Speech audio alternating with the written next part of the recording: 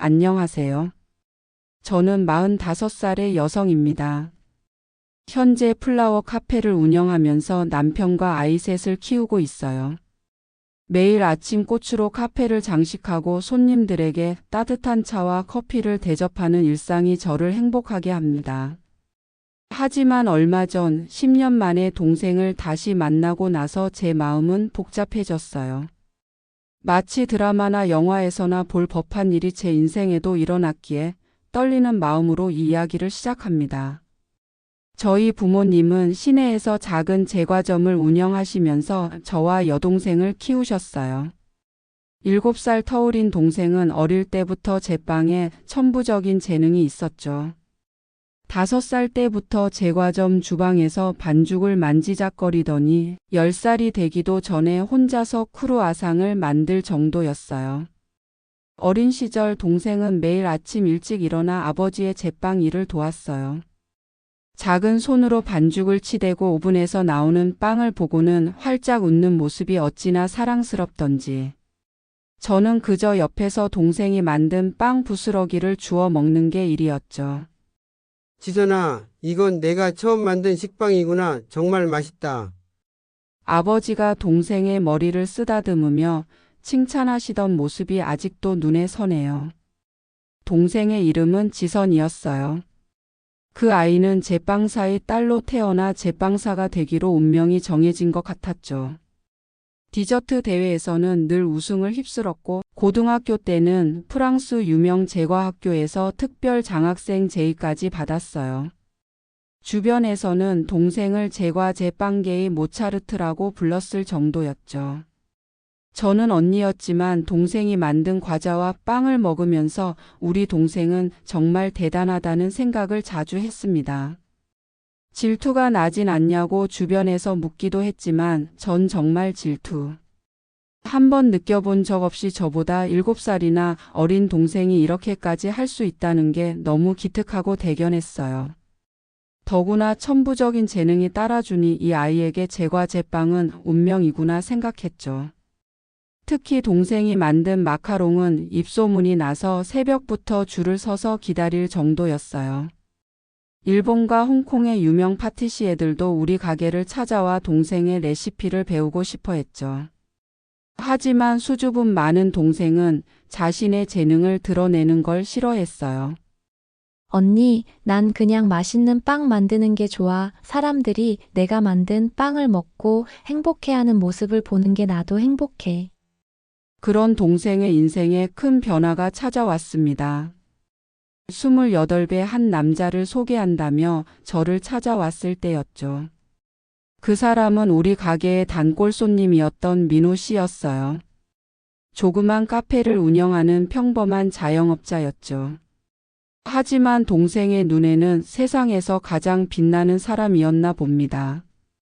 언니, 오빠가 내가 만든 빵을 먹고 울었어. 자기 돌아가신 어머니가 만들어주시던 맛이래. 그때부터 오빠한테 마음이 간 것 같아. 어머니가 살아계셨더라면 더 좋았을 텐데.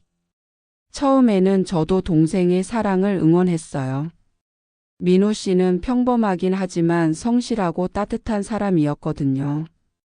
매일 아침 일찍 일어나 카페 문을 열고 밤늦게까지 매장을 정리하는 모습이 우리 아버지와 많이 닮아 있었죠.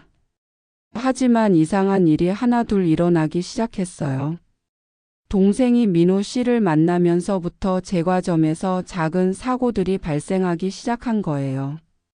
중요한 예약 주문이 전산에서 사라지거나 최고급 발효버터가 변형되어 배송되거나 오븐이 갑자기 고장 나는 일들이 빈번해졌죠. 어느 날은 대형 호텔 웨딩 케이크 주문을 앞두고 냉장고가 고장 나서 모든 크림이 녹아내린 적도 있었어요. 금전적으로도 큰 손해를 보았죠. 그때 엄마가 처음으로 민호 씨를 의심하기 시작하셨어요. 이상하지 않니? 그 사람이 우리 가게에 드나들기 시작하면서부터 이런 일이 생기는 게. 많이 답답하셨는지 엄마는 용하다는 점집을 찾아가셨는데 그곳에서 검은 기운을 가진 남자가 딸의 재능을 앗아갈 거야. 이라는 이야기를 들으셨대요. 그때부터 엄마의 집착은 광기에 가까워졌어요. 아무래도 생계가 달려있다 보니 많이 예민하셨겠죠. 지선아, 이건 다 널 시기하는 사람들이 꾸민 일이야. 그 남자도 내 재능을 탐내서 접근한 거라고. 네가 얼마나 특별한 존재인지 그 사람이랑 결혼하면 너는 평생 불행해질 거야. 엄마는 은밀히 민호 씨의 과거를 조사하기 시작하셨어요. 심지어 사설 탐정까지 고용하셨다고 해요. 미리 알았더라면 말렸겠지만 점점 엄마의 집착은 강해지는 것 같았어요. 하지만 아무리 찾아봐도 민호 씨의 과거에서는 특별한 문제를 발견할 수 없었죠. 그저 어릴 때 부모님을 여의고 친척 집에서 자랐다는 것, 대학을 중퇴하고 사회생활을 시작했다는 것 정도였어요. 그런데 오히려 그런 평범한 이력이 엄마의 의심을 더 키웠나 봐요. 너무 깨끗한 게 수상하다면서 뭔가 큰 비밀을 숨기고 있을 거라고 확신하셨거든요. 결국 엄마는 동생에게 파혼을 강요했어요. 우리 가문의 명예를 지키기 위해서라도 이 결혼은 안 된다고 하시면서요. 하지만 동생은 처음으로 엄마의 뜻을 거역했어요. 엄마, 난 민우 오빠가 아니면 결혼 안 해요. 제가 진심으로 사랑하는 사람이에요. 엄마도 인정해 주세요. 그러자 엄마는 극단적인 선택을 하셨어요. 동생의 방에 들어가 무릎을 꿇으시더니 당신이 먼저 목숨을 끊겠다고 하셨죠. 그런 엄마를 말리면서 동생은 눈물을 흘렸지만 결심은 흔들리지 않았어요. 그때 동생은 집을 나갔고 결국 엄마 몰래 민호 씨와 혼인신고를 했어요. 그때만 해도 새로운 시작에 대한 기대와 설렘으로 가득했죠. 하지만 현실은 생각보다 훨씬 더 고단했습니다. 처음 겪은 어려움은 신혼집 문제였어요. 동생 부부는 보증금 1,000만 원에 월세 50만 원짜리 반지하 원룸에서 신혼살림을 시작했죠. 좁은 공간이었지만 서로를 믿고 의지하면서 행복하게 지냈어요. 그러던 어느 날 충격적인 방문객이 찾아왔어요. 돌아가셨다고 알고 있던 민호 씨의 어머니였죠. 그런 시어머니는 처음에는 아들을 버린 것을 후회한다며 눈물로 용서를 구했어요. 하지만 그건 철저히 연기였다는 걸 나중에야 알게 됐죠. 시어머니는 처음부터 계획이 있었어요. 동생의 재능이 얼마나 특별한지 알고 있었던 거죠. 알고 보니 20년 전 어린 민호를 버리고 간 이유도 미국에서 큰 제과점 체인을 운영하는 부자와 재혼하기 위해서였어요. 며칠 지나지 않아 시어머님은 동생 부부에게 미국에 같이 가자며 제안을 했다더라고요. 난 너희를 위해서 돌아온 거야. 내 재능이 이런 꼴목에서 묻히기엔 너무 아깝잖아. 미국에서 함께 크게 성공해보자고. 처음에는 달콤한 제안이었어요.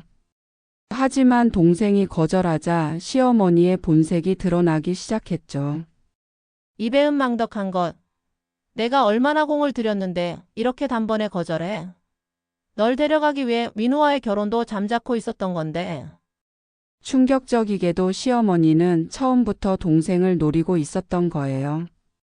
민호 씨의 단골 카페 주인이라는 것도 우연한 만남도 모두 계획된 각본이었죠. 심지어 민호 씨도 한패였어요.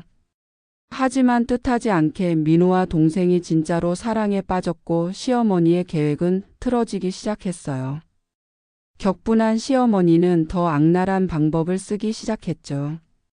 내가 내 제안을 거절했으니 이제 너희가 잘 되는 꼴은 절대 못 볼 거야. 내가 망하게 만들어주지. 시어머니의 보복은 점점 더 악랄해졌어요. 어느 날 동생의 카페에 식약청 직원들이 들이닥쳤는데 알고 보니 누군가가 고의로 쥐약을 빵에 넣었다는 거짓 제보를 한 거예요. 결국 무혐의 처리가 됐지만 그 소문 때문에 카페는 한동안 텅 비었죠. 게다가 시어머니는 동생의 레시피를 빼내기 위해 스파이까지 보냈어요. 아르바이트생으로 위장한 사람이 몰래 주방을 촬영하고 있는 걸 민호 씨가 발견했죠. 나중에 알고 보니 그 사람은 미국 제과점 체인의 직원이었어요. 시어머니가 시킨 거였죠. 하지만 가장 비열했던 건 시어머니가 민호 씨의 출생의 비밀을 이용한 거예요. 갑자기 민호 씨의 친부가 중요한 수술을 앞두고 있다며 찾아왔죠. 수술비가 필요하다면서 도움을 요청했는데 알고 보니 그것도 거짓말이었어요. 이 모든 일의 배후엔 다 동생의 시어머니가 있었던 거죠. 이렇게라도 해서라도 정신 좀 차리게 해주고 싶었다. 넌 태어날 때부터 버려진 아이야. 버림받은 주제에 어떻게 내가 행복한 가정을 꾸릴 수 있다고 생각했니? 그냥 시키는 대로나 하며 살 것이지. 결국 그 아이의 앞길도 네가 맡고 있는 거야. 재능을 살려주지는 못할 망정. 시어머니는 민호 씨의 상처를 파고들었어요. 버려진 자식이라는 열등감을 자극하면서 동생의 재능을 망치는 걸림돌이라고 세뇌했죠. 결국 민호 씨는 깊은 우울증에 빠져들었어요.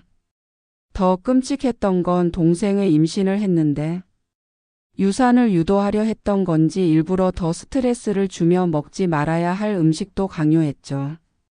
그래야 동생이 더 이상 아이에게 매여 있지 않고 미국 진출을 결심할 거라 생각했대요. 사람이 어디까지 악랄할 수 있는지 정말 소름 끼쳤어요. 심지어 산부인과 의사까지 매수해서 가짜 검진 결과를 만들어내려 했어요. 태아에게 심각한 기형이 있다며 낙태를 권유하게 한 거죠.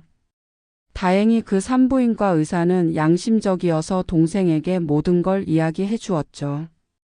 아무래도 산모와 태아의 건강이 가장 걱정이었을 테니까요.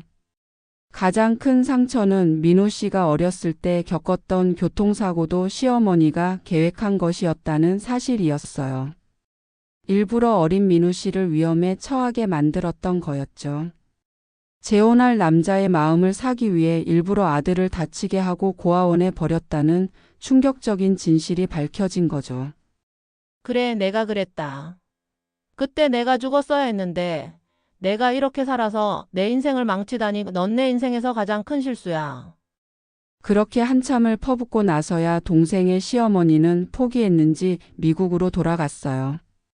남은 건 상처와 슬픔 그리고 원망뿐이었죠. 하지만 태어날 아이를 생각하며 동생 부부는 점점 힘을 내기 시작했어요. 아이가 태어나고 나서야 동생 부부는 슬픔을 털어낼 수 있었죠. 그렇게 아무 일 없이 순탄한 일상을 보내게 되었어요. 동생 시어머니의 진정한 후회는 시간이 꽤나 지난 후에나 찾아왔어요. 미국에서 혼자 병마와 싸우며 매일 밤 꿈에서 아들과 동생을 만나는 악몽에 시달렸다고 해요. 내가 무슨 짓을 한 거야. 내 아들의 행복을, 내 며느리의 인생을, 그리고 태어나지도 못한 내 손주까지. 결국 시어머니는 아픈 몸을 이끌고 동생을 찾아왔어요. 동생 부부 앞에 무릎을 꿇고 대성통곡을 하며 용서를 빌었지만 이미 너무 늦어버린 후였죠. 자신의 욕심이 세 사람의 인생을 완전히 망쳐버렸다는 걸 깨달은 시어머니는 매일 밤 병실에서 울며 시간을 보냈다고 해요. 지선아, 미안하구나. 내 욕심이 민우와 너에게 너무 큰 상처를 줬구나. 이 죄를 어쩌면 좋을까? 그 말을 마지막으로 시어머니를 다신 보지 않았다고 해요. 그리고 동생이 집을 나간 뒤 저와의 마지막 연락도 이때까지였어요. 부모님과는 집을 나간 뒤부터 거의 연을 끊고 살았지만 저와는 간간히 왕래하며 지냈는데 이날의 이야기를 마지막으로 저와도 연락이 끊긴 채 어떻게 살고 있는지 소식조차 들을 수 없었죠. 그렇게 13년이라는 시간이 흘렀어요. 저는 남편과 함께 플라워 카페를 열어 안정된 삶을 살고 있었어요. 엄마는 3년 전에 위암으로 돌아가셨고 아버지는 시골에 내려가 농사를 지으시며 지내고 계셨죠. 그러던 어느 날 한 아이가 가게에 들어왔어요. 교복을 입은 그 아이는 마치 시간을 거슬러 올라간 것처럼 어린 시절 동생의 모습을 그대로 닮아 있었어요. 이모 생일 케이크 주문하러 왔어요. 제가 직접 디자인한 건데 이렇게 만들어 주실 수 있나요? 떨리는 손으로 소녀가 내민 스케치를 받아들었어요. 그 순간 저는 숨이 멎는 것 같았어요. 그건 우리 동생이 늘 그리던 독특한 케이크 디자인이었거든요. 나선형으로 올라가는 장미 덩굴 사이로 작은 새들이 둥지를 튼 모양. 동생이 자신만의 시그니처 디자인이라며 자랑스러워하던 바로 그 그림이었어요. 혹시 이 디자인을 어디서 보셨나요? 엄마가 가르쳐 주셨어요. 우리 엄마가 제일 좋아하는 디자인이래요. 자세히 보니 그 아이의 눈매며 동생 지선이를 빼다 박은 모습이었어요. 심장이 요동치기 시작했죠. 혹시나 하는 마음에 그 아이를 따라 나섰어요. 소녀는 시내에서 조금 떨어진 골목길로 저를 이끌었어요. 그곳에는 작은 베이커리가 있었죠. 하얀 베이커리.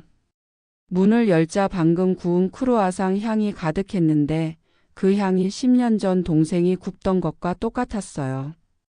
가게 안쪽에서 익숙한 목소리가 들려왔습니다. 지훈아, 학교 다녀왔니? 숙제는? 말을 멈춘 동생과 저는 한동안 서로를 바라보기만 했어요. 시간이 멈춘 것 같았죠. 동생은 여전히 예뻤지만 한층 더 성숙해 보였어요. 고된 세월을 보냈을 텐데도 눈빛만은 그대로였습니다. 언니 미안해. 그때 그렇게 연락 끊어버려서. 하지만 나도 어쩔 수 없었어.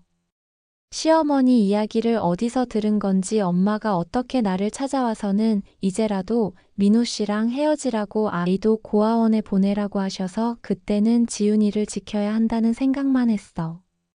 그 말을 듣고는 눈물이 나더라고요. 그제서야 동생이 이해가 갔어요. 왜 그렇게 갑자기 연락을 끊어버리고 찾을 수 없었던 것인지. 그리고 그 이후로 어떻게 살았는지 물었어요. 지훈이를 낳고 한동안 행복하게 사나 싶었는데 새롭게 가게를 시작하려고 하는 과정에서 사기를 당해 가진 돈을 전부 날렸고 그렇게 민우 씨는 한동안 술에 빠져 지냈대요. 그리고는 이제 정신 차리고 뭐라도 해보겠다며 집을 나섰다가 예기치 못한 음주운전. 교통사고로 민우 씨도 보내야만 했대요. 그렇게 하루아침에 남편을 잃고 동생은 홀로 딸아이를 키우며 새벽부터 늦은 밤까지 일했다고 해요. 처음에는 작은 마트 제과 코너에서 일하다가 조금씩 돈을 모아 2년 전에 이 가게를 열었다고 하더군요. 그동안 얼마나 힘들었을지 생각만 해도 가슴이 미어지더라고요.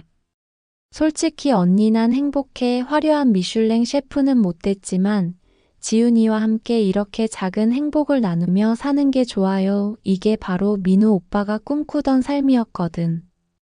그렇게 애써 미소 지어 보이는 동생을 보니 눈물이 나더라고요. 그리고 동생에게 3년 전 엄마가 위암으로 돌아가셨다는 이야기를 전했어요. 역시 동생도 충격적인 엄마의 소식에 하염없이 울기만 했어요. 엄마를 벗어나려 했는데 이제 영영 볼 수 없다는 것에 후회가 밀려왔겠죠. 나중에 엄마의 유품을 정리하다가 발견한 일기장 이야기를 전해 주었어요. 엄마는 돌아가시기 전 동생을 무척 그리워하셨는데 그 마음이 고스란히 담겨 있었거든요. 엄마는 마지막까지도 너의 소식을 듣고 싶어 하셨어. 돌아가시기 전 마지막 순간에도 내 이름을 부르셨어. 진심으로 너를 그리워하고 민우 씨에게 미안해 하시더라. 언니 나 엄마한테 미안해서 어떡해. 우리 엄마 너무 보고 싶다. 그렇게 동생과 지난 이야기를 하며 시간을 보냈어요. 그리고 지금은 동생과 지훈이가 저희 집 근처로 이사를 왔어요. 동생은 여전히 디저트를 만들고 있고 지훈이도 엄마의 재능을 그대로 물려받아 제과 제빵의 길을 걷고 있죠. 얼마 전에는 지훈이가 전국 청소년 제과 경연대회에서 대상을 받았어요. 시상식장에서 지훈이는 이렇게 말하더군요. 이 상은 하늘에 계신 아빠와 제 곁을 지켜준 엄마께 바칩니다. 이제는 제가 우리 가족의 행복한 빵을 만들어낼게요. 서로를 이해하지 못해 빚어진 13년의 시간. 이제는 그 시간을 보상하듯 더 끈끈한 가족이 되어가고 있답니다. 매일 동생과 함께 커피를 마시고 지훈이가 학교에 다녀와서 숙제하는 모습을 보는 게 저의 일상이 되었어요. 가끔 동생과 함께 엄마의 산소를 찾아가곤 해요. 지훈이가 만든 마카롱을 올려놓고 셋이서 이런저런 이야기를 나누죠. 엄마도 이제는 우리를 미소 지으며 바라보고 계실 거라고 믿어요. 가족이라는 이름으로 서로를 속박하지 말고 있는 그대로 이해하고 사랑하는 것. 그게 진정한 가족의 의미가 아닐까요? 여러분의 가족은 안녕하신가요? 오늘 저녁 사랑하는 가족과 따뜻한 이야기를 나누며 맛있는 빵 한 조각 나눠보시는 건 어떨까요? 제 이야기를 끝까지 들어주셔서 감사합니다.